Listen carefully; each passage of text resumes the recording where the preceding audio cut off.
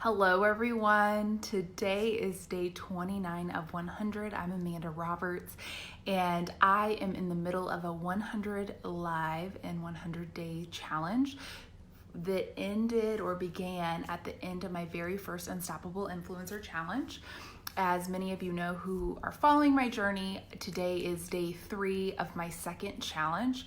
And I told my coach from the very first time last night, we were texting, I said, I made a stance and told several people this week, don't be surprised if you don't hear from me. Don't be surprised if I don't call. Like, sometimes we just have to recharge. And that's what I talked about yesterday.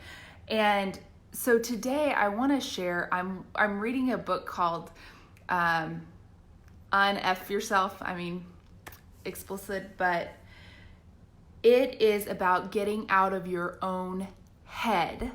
And then I thought to myself, okay, I'm reading this book because I want a different perspective.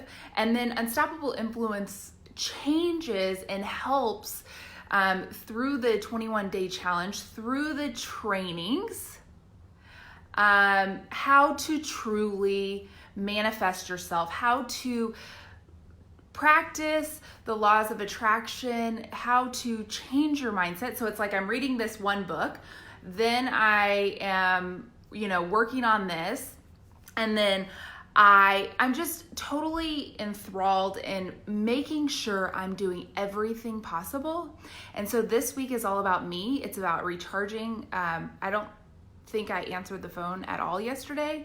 And until Sunday, it's just, I'm working on me. And I'm working on me by throwing myself to the wolves. But I have to share with you. So yesterday I talked about, just recharging. And yesterday I started the Audible book, UnFu'k Yourself. And then this morning I'm sitting here and I'm like, oh, maybe I'll do my live later. Oh, maybe I need to wait. Oh no. So I opened up the day, it's Joyce Meyer's Day by Day, because here's the thing, you guys, like I have a really strong foundation. I cuss a little or a lot, depending on being around certain people, and I just do my best. But I always have said, especially living in the Bible Belt, Oklahoma for 10 years and now Dallas for 2, that I am a California Christian, and that's because I'm more interested in getting to know someone without judgment. And the reason is, I cannot tell you how many times I've went, especially in Oklahoma, and I've went to somewhere and met someone, and the second, third, it wasn't more than 4 sentences, was, what church do you go to? And people often identify or place judgment based on the denomination or what church you go to. If they don't like it, or maybe they do, it's kind of sad. And I saw a post the other day, because Pride was this past weekend, and the Christian community has such a dogma regarding that. And I'm not going to get into that, and I don't want to debate about that, but it said, it says all over the Bible, thou shalt not judge. Yes, we need to live the best life, but it's not our job to judge.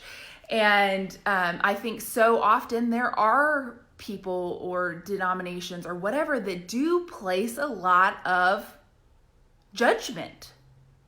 And so I am just here to tell you that I do my own thing.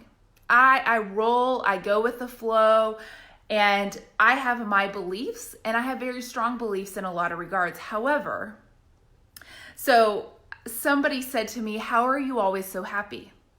Well, having an autoimmune diagnosis for 5 years, sometimes you feel like crud, and you don't feel like getting out of bed. But I've learned that if I can have a positive outlook and change my mindset and go into things, a little more open-minded, guess what? The outcome is better. It's no different than, have you ever heard someone say that you can make yourself sick? Like, you can make yourself sick by saying, oh, I feel sick. And then you start noticing every ailment because you've said that. It's like it kind of manifests itself and then you are sick.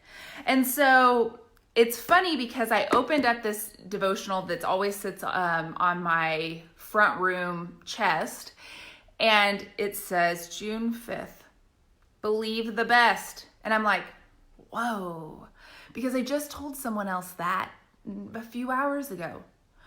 They said, Amanda, how are you always so happy? And I've learned and I've trained myself that I don't want to be associated with someone or allow someone to steal my joy because of their negative circumstances. And what I am saying by that, you guys, is that if there's bad things going, try and find the silver lining. If you're surrounded, remember, the 5 people you hang around the most are the people that influence you the most. So if you're hanging around someone that complains about their relationship every single day, guess what? You're going to become a complainer. If you're around someone that is positive and uplifting and believes in abundance, both, my first challenge really talked about abundance of money. We have this stigma in our society that our parents have often or grandparents have placed on us that we shouldn't love money, that money is scarce, that all of these things, when that's not accurate. And so we have this negative stigma about that. But if you're around people that are of positive mindset, that are giving, that have money, that are abundantly fulfilling themselves, guess what? You're going to become like the 5 people you hang around the most. So be careful. It may be your sister, a grandma, a mom, a best friend that you've had for 30 years. So you're like, oh, I can't stop talking to her. But if you're feeling drained every time you talk to that person, or that person's text message comes across, and you may love that person through and through, but you have to take a deep breath after because you're just so exhausted by reliving the exact same situation every day with that person, or that person just steals your joy. Stop the negative cycle. Stop going and putting yourself where someone else can steal your happiness. And so I have done a lot of personal development work, and I have said over and over again, 2019 is about becoming the best version of me, mentally, physically, and emotionally, in every realm that I possibly can. And so it's like, there's a Bible verse, Galatians 6:7-8, and it says, a man reaps what he sows. The one who sows to please his sinful nature, from the nature will reap destruction. The one who sows to please the Spirit, from the Spirit will reap eternal life. Essentially, you guys, if you would look at it like this, what you speak, you become. It's everywhere. I don't care if you have no religious bone in your body. I don't care if you have very strong beliefs different. I'm telling you that everywhere around the world believes what you speak, you become.